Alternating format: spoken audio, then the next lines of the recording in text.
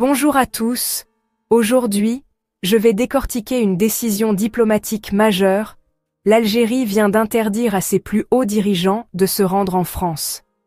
Pourquoi maintenant? Qu'est-ce que cela signifie pour la région et pour l'influence de la France en Afrique? Entrons dans le vif du sujet.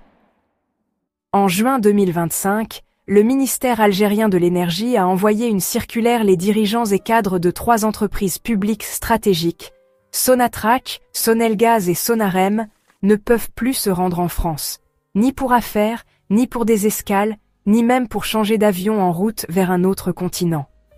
Et depuis mars, cette interdiction s'applique à tout le personnel de haut rang, aux diplomates, et même à leurs familles. En bref, le message est clair, l'Algérie officielle ferme ses portes à la France. Mais pourquoi cette mesure si radicale? Les racines remontent à l'été 2024. Le président Macron a officiellement reconnu la souveraineté du Maroc sur le Sahara occidental, une décision que l'Algérie a perçue comme une trahison directe. Les retombées diplomatiques ont été rapides, l'Algérie a rappelé son ambassadeur à Paris, gelé les communications et durci sa position.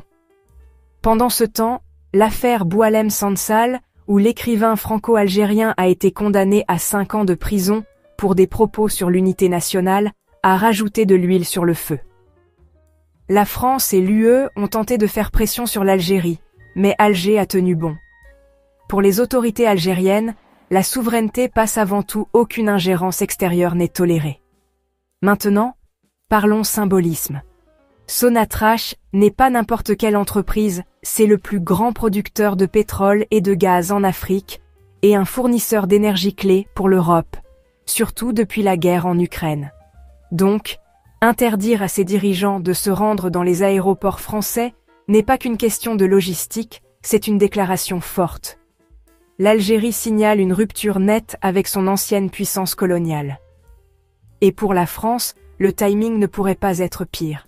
Paris a déjà été évincé du Mali, du Burkina Faso et du Niger, des pays maintenant unis au sein de l'Alliance du Sahel. L'influence de la France dans la région diminue, tandis que l'Algérie s'affirme comme un poids lourd régional, exigeant une relation d'égal à égal. Mais voici le paradoxe, même avec des tensions aussi vives, les liens commerciaux perdurent. La France reste un partenaire commercial majeur. Sonatrach continue d'envoyer du gaz en Europe. Des PDG français comme Rodolphe Saadé de CMA-CGM ont même récemment visité Alger.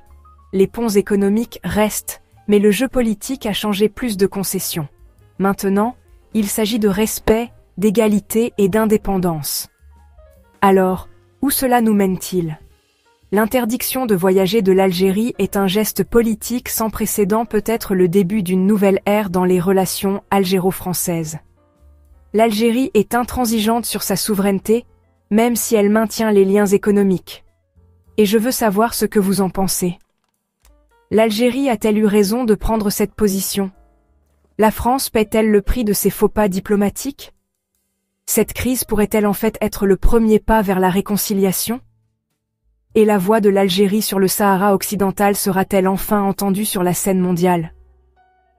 Faites-moi part de vos réflexions dans les commentaires. N'oubliez pas de vous abonner pour plus d'analyses d'actualité. Merci de bien vouloir activer la cloche et de cliquer sur j'aime.